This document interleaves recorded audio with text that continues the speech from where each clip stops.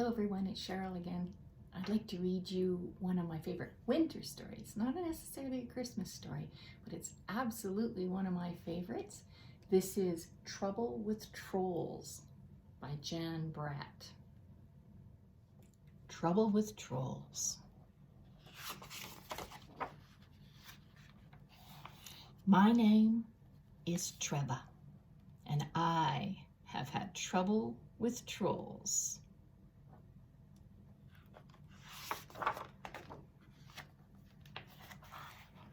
Now really watch the illustrations along the bottoms as we read. You see, it all happened one day in early spring when I decided to visit my cousin who lives on the other side of Mount Baldy. It takes all morning to climb up the mountain, but then I just fly down the other side on my skis. My dog Tuffy and I walked up the path until we reached the place where the last of the old trees stood. And that's where the trouble with trolls began. As we walked through the trees, something scuttled by. Tuffy ran after it. I heard a yelp, and there was Tuffy caught tight in the arms of a troll. I was certain that's what he was, with his long furry tail, his big ears, and one gold earring. The troll squealed and growled, "I want dog!"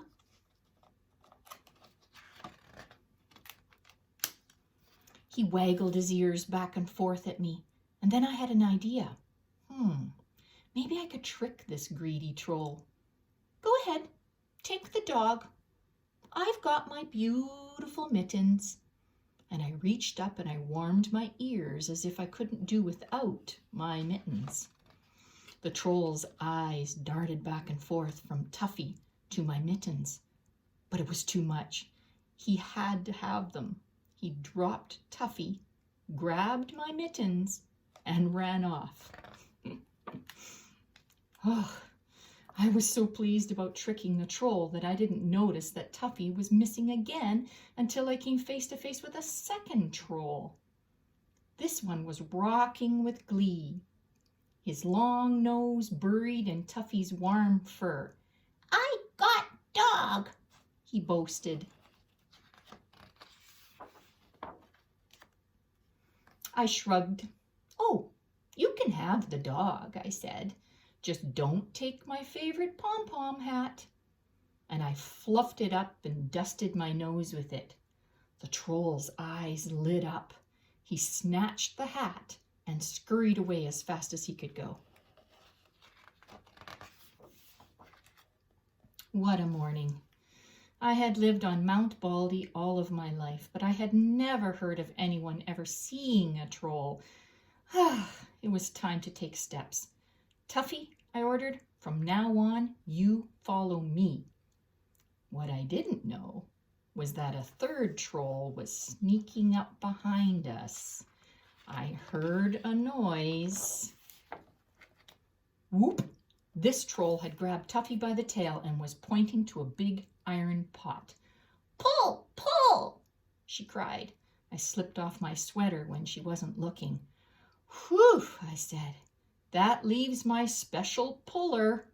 And I put a rock down the neck of my sweater and I pulled it by the arms to show how it worked. Trolls are dim, but this one was smart enough to see that my sweater was just the thing to drag her pot. So she scampered away with it, and Tuffy and I listened to the bonk, bonk, bonk of the pot bouncing down the mountain.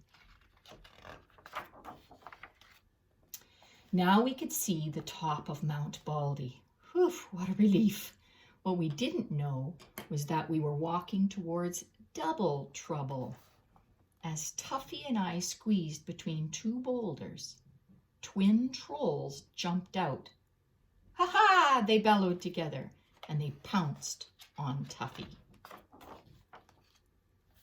This time, I was ready. I saw their pointy little heads and knew just what to do. Off came my boots. I dangled them in the air. Imagine wanting a dog and ignoring these. Instantly, the twin trolls dropped Tuffy and leaped for my boots. As they disappeared into the distance, I looked down at Tuffy. The top of the mountain was close. I'm not taking any chances. I'm going to carry you the rest of the way. And each step was harder. I held Tuffy tightly and I kept going. And when we reached the top, all 5 trolls were waiting. We want dog, they bellowed, and they ran toward us. And in the scuffle, they got Tuffy away from me. I closed my eyes to keep back the tears. And then I knew what to do. I reached around and I unbuckled my skis. I held them so the sun would sparkle on their shiny paint, and I shook them so the trolls could hear their tiny bells. I waved them through the air, making a swoosh, swoosh sound. And finally I whispered, as if it were a big secret, I can fly with these. Fly! The trolls roared. How fly? I picked up my ski poles. I blew on my hands to warm them. Oh, I'll need my mittens to show you. The troll with the big ears threw my mittens over. I can't fly unless I can see, I said reluctantly. I'll need my hat to keep the wind from blowing my hair in my eyes. The troll with the long nose tossed me my pom-pom hat. Look, I said, shivering in the wind. Flying is easy, but I can't do it without my sweater, and that's final. The other trolls stared at the troll with my sweater. She hesitated, but then gave it to me. I put it on and positioned my skis on the snow, and even the trolls could see that my feet wouldn't fit into the bindings. I really need those boots, I said reassuringly to the twins. Now I had everything back. My mittens, my hat, my sweater, my boots. I stood at the top of Mount Baldy, ready to go. I held a piece of yarn high in the air to test the wind for flying. It was just too much for those greedy trolls. Fly, fly, fly, they clamored. Oh, I need you to push me. Can't push, they cried. Hold dog. Okay, I said, sighing. I'll hold the dog. The trolls gave me one giant push. Fly, fly, fly, they shouted at me. And as we flew down the mountain, I could hear the trolls' cries change to wails of, dog, dog, dog. And as I looked back, all I could see was a pile of trolls shoving and pushing each other furiously around in the snow, arms flying, heads bumping. Tuffy and I made it safely down the mountain, and the trolls have never been seen again. But if you travel over the top of Mount Baldy in early spring, you can see the white cotton grass waving wildly in the wind, and it's all that is left from the day I had trouble with trolls. The end.